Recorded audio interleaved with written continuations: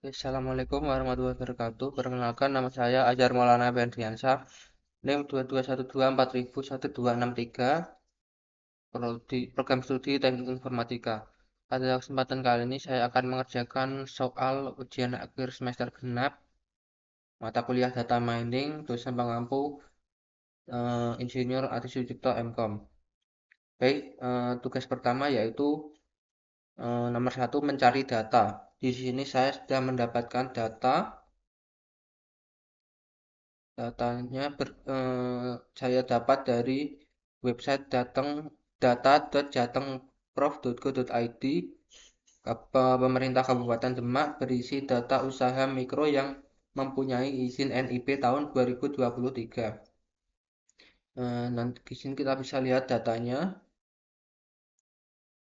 Datanya akan berisi atribut nomor, nama perusahaan, uraian penanaman model usaha, uraian jenis perusahaan, resiko proyek, jenis usaha, uraian skala usaha, alamat usaha, kecamatan usaha, kelurahan usaha, KPLI, judul KPLI, sektor usaha, nama penanggung jawab, dan ini TKI.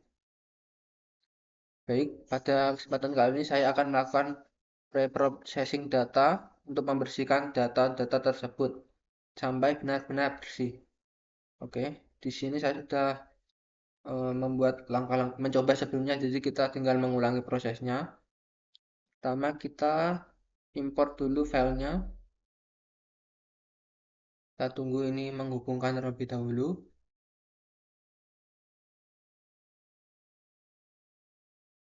Oke, kita upload file.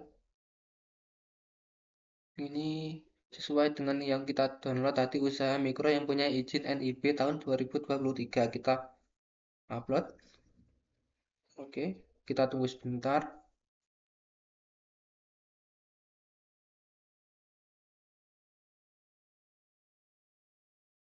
Dan pada preprocessing kali ini kita harus memastikan data sudah bersih dan akan mencantumkan riwayat iterasi serta sudah tidak ada missing value atau error data.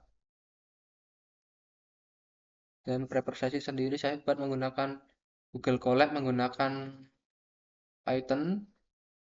Ini langkah pertama. Langkah pertama adalah kita mengimport library numpy snp, import matplotlib.pyplot splt, import pandas spd, lalu kita import Seaborn sns. Kita tunggu terlebih dahulu karena datanya lumayan besar, jadi loadingnya agak lama.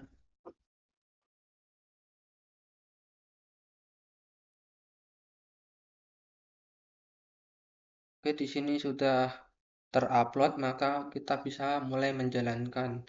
Yang pertama adalah kita sudah jelaskan tadi, yaitu mengimport library yang kita perlukan. Jadi di sini kita tinggal menjalankan. Kita coba jalankan. Sudah ada centang berarti tidak error. Kemudian kita memasukkan file Excel yang kita upload tadi agar terbaca. Kita masukkan ke dalam variabel dataset, lalu kita run.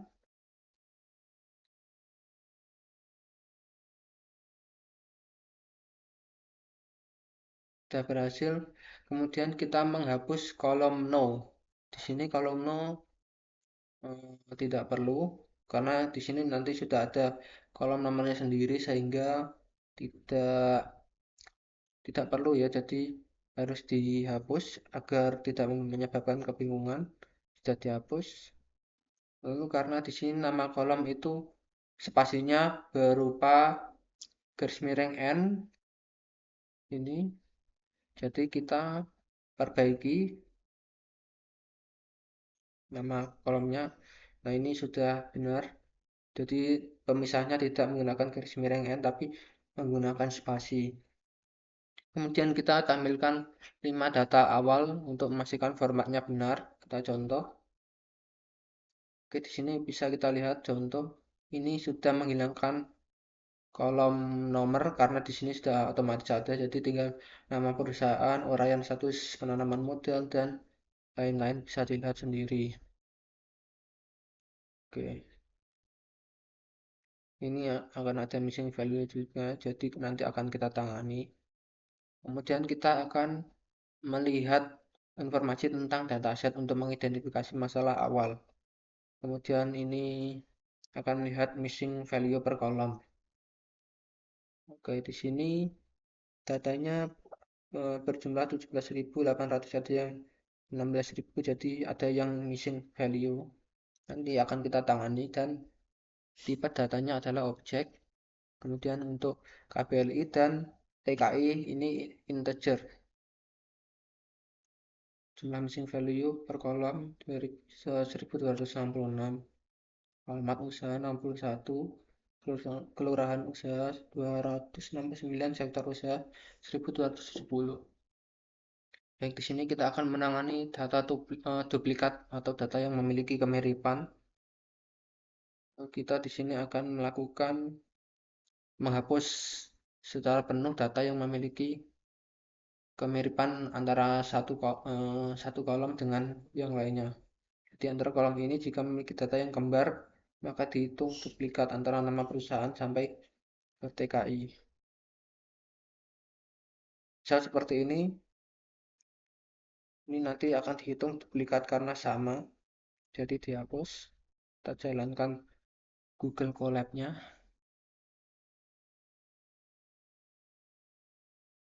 Oke, di sini sudah menghapus 257 baris duplikat identik. Jadi ini duplikatnya sekitar 514. Jadi dipilih salah satu sehingga dihapus separuhnya 257.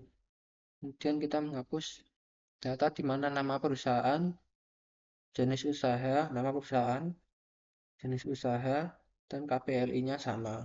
Nanti di sini tadi mungkin ada yang kelewat, seperti alamatnya ini kan ditulis manual, jadi mungkin ada yang kelewat. Kita cek dan kita jalankan. Oke, di sini menghapus 124 baris duplikat. Kemudian kita mengatur ulang indeks data frame setelah menghapus agar urutannya kembali normal dari 0.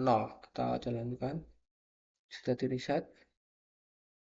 Kemudian kita membersihkan data karakter baru, baris baru, agar tidak gagal saat nanti mengubah data kategorikal menjadi numerik.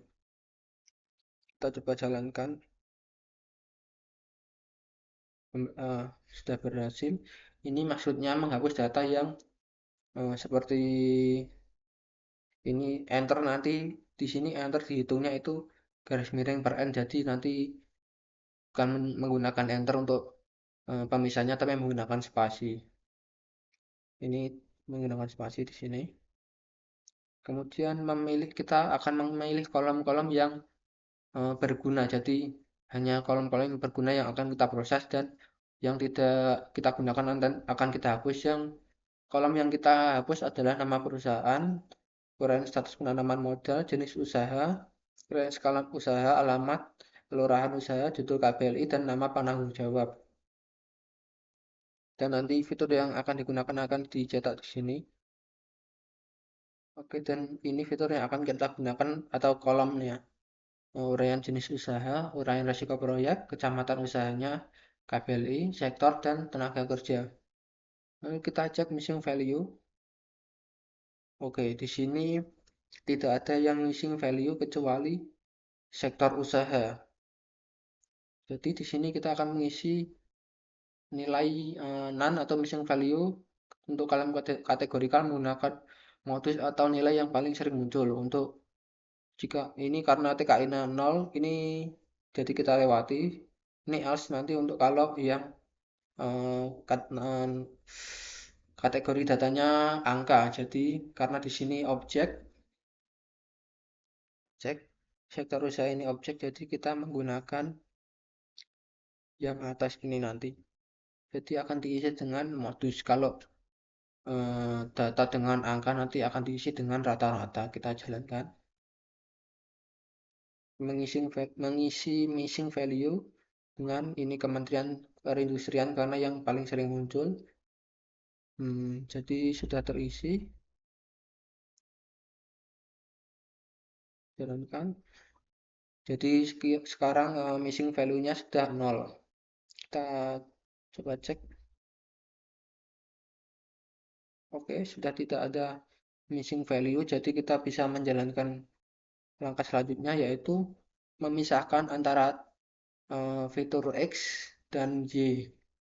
X ini sebagai variabel atau kolom yang akan digunakan untuk memprediksi, dan Y ini sebagai labelnya karena kita akan membuat klasifikasi nantinya. Jadi di sini kita akan memisahkan fitur X dan Y.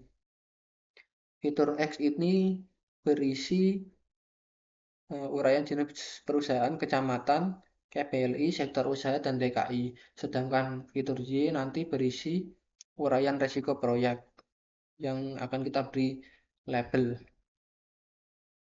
Kita jalankan. Oke, di sini sudah dilihat 5 baris pertamanya, uraian jenis perusahaan ini, kecamatan, KPLI, sektor usaha, dan TKI.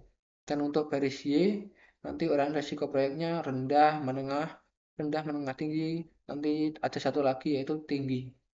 Kemudian kita mengubah data ini.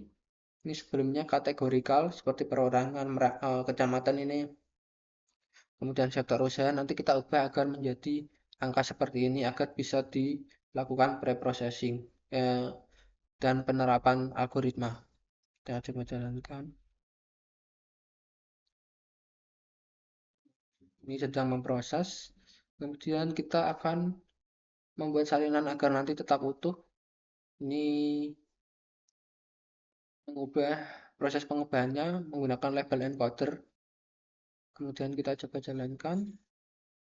Ini kolom 3 tadi berarti jenis perusahaan, kecamatan, dan sektor usaha kita ubah menjadi numerik menggunakan encoder. Kita coba print 5 baris pertama.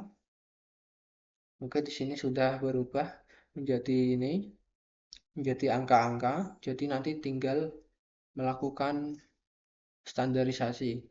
Kemudian kita melakukan hal yang sama dengan target Y. Kita di sini mengubah agar rendah menjadi 0, rendah menjadi 1, menengah tinggi menjadi 2, dan tinggi menjadi 2 ke dalam variabel Y. Kita coba encode. Oke, ini di sini sudah dihapus. Dan ini adalah distribusinya yang bersifat rendah, uraian resiko rendah berjumlah 14.000, menengah rendah 1.800, menengah tinggi 950, dan tinggi 240. Dan kemudian kita akan melakukan standarisasi fitur X ini agar nanti tidak terlalu jauh jaraknya, karena nanti agar jaraknya 0 atau 1 gitu. Jadi ini ada yang 1000-an, ini 3, jadi terlalu jauh. Sehingga kita menggunakan standar scalar dengan mengimpor scalar preprocessing dari standar scalar. Jadi memiliki rata-rata 0, standar deviasi 1. Oke, kemudian kita jalankan.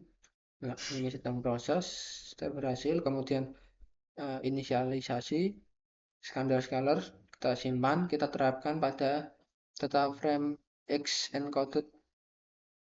Kita ubah semua fiturnya agar bisa standarisasi. Oke, di sini kita berhasil, kita lihat jadi 0,4, 0,6, jadi standarnya atau jaraknya tidak terlalu jauh sehingga bisa dilakukan pemrosesan.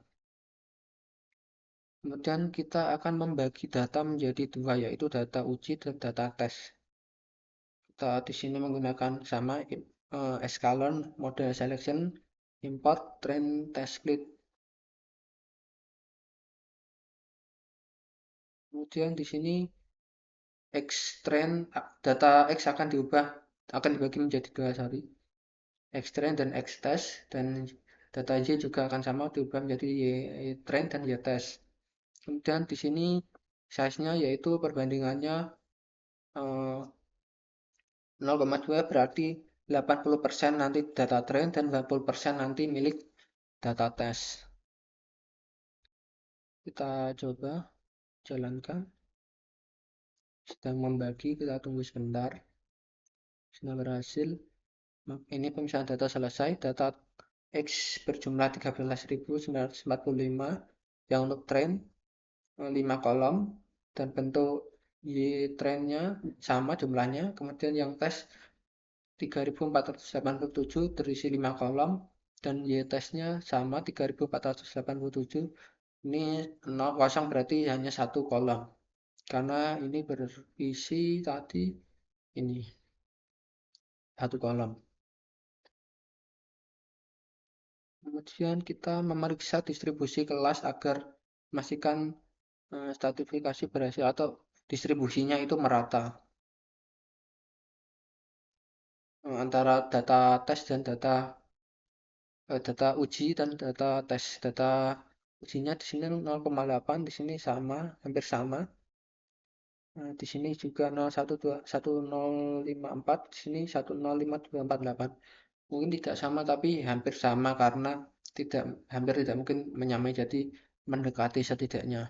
Kemudian di sini saya menjalankan tugas soal ketiga, yaitu memilih klasifikasi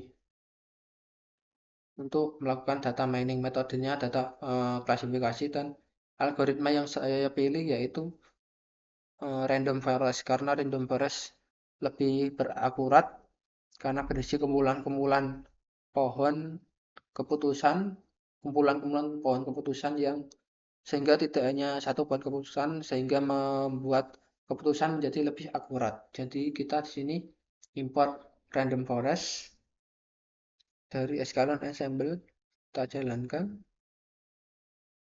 Kemudian kita membuat instance objek random forest dengan parameter and estimator jumlah pohon keputusan yang dibangun di dalam hutannya ini. Istilahnya beberapa pohon. Random setnya 42 memastikan bahwa hasil akan selalu sama setiap jalankan. Kita menggunakan 100 pohon keputusan. And job 1 yaitu kita menggunakan core CPU yang tersedia agar pelatihannya tepat. Jadi sini nanti akan dibuat menjadi 100 pohon dan memastikan hasilnya akan selalu sama dengan random set. Kemudian kita melatih model tersebut untuk menemukan pola-pola. Kita coba jalankan model random forest yang telah dilatih.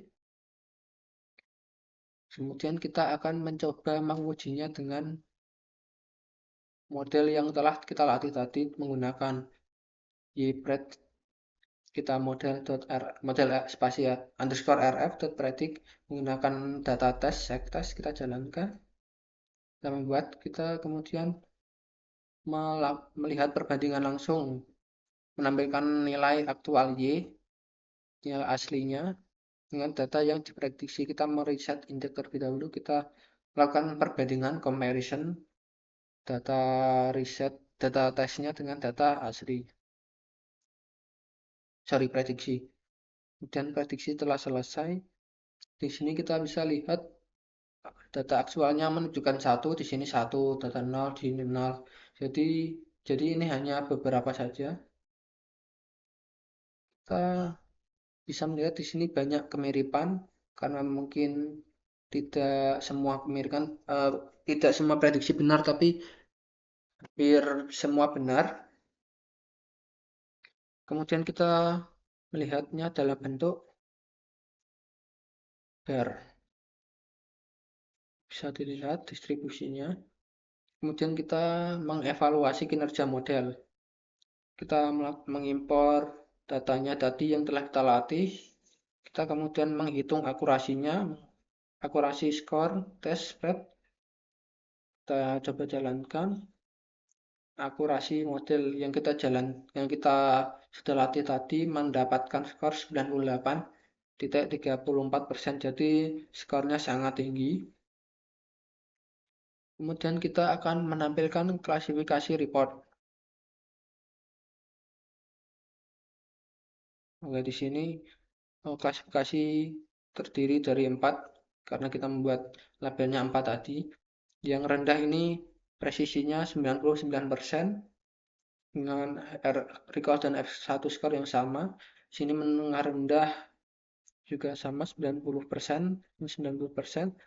Dan yang tinggi ini mungkin sedikit rendah karena datanya cuma 48. dibanding dengan data yang rendah tadi jumlahnya 2.800-an. Sini akurasinya di atas 90% semua.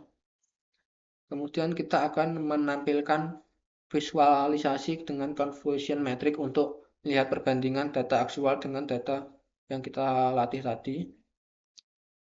Oke, di sini data aktualnya adalah yang usahanya rendah, resiko usahanya rendah 2.867 menunjukkan ini total benarnya, dan yang salah mungkin ini hanya 15 dari 10, 4 dan 1 yang tinggi. Kemudian menengah rendah ini memprediksi 343, kemudian yang salah hanya 24, ini dari 22, 1, 1. Kemudian sama dengan ini, dengan menengah tinggi, yang salah hanya 5, 8, 9, berarti 9 yang salah dari dibanding benarnya 181. Kemudian tinggi ini benarnya 38, yang salah hanya 10. Oke. Kemudian kita akan melihat fitur mana sih yang di antara data-data ini yang kita gunakan tadi yang memiliki peran penting dalam melakukan preprocessing dan melakukan klasifikasi dengan algoritma random forest. Oke, di sini fitur paling tinggi yaitu KBLI, karena KBLI ini seperti tema usahanya, jadi sangat menentukan. Kemudian sektor usahanya, ini seperti sektor di bidang kementerian ini, Kementerian Kebudayaan Teknologi, dan seperti itu. Kemudian kecamatan usahanya, kecamatan berarti lokasi usaha di bawah, paling penting nomor 3. Kemudian yaitu jenis perusahaan, jenis perusahaan berarti yayasan, badan hukum, PT, CV, seperti itu. Kemudian TKI, Tenaga Kerja Indonesianya. Di sini tidak terlalu berpengaruh berarti, karena yang paling berpengaruh ternyata adalah KBRI. Sekian, terima kasih video saya untuk memenuhi tugas data mining, tugas ujian akhir semester. Sekian, terima kasih.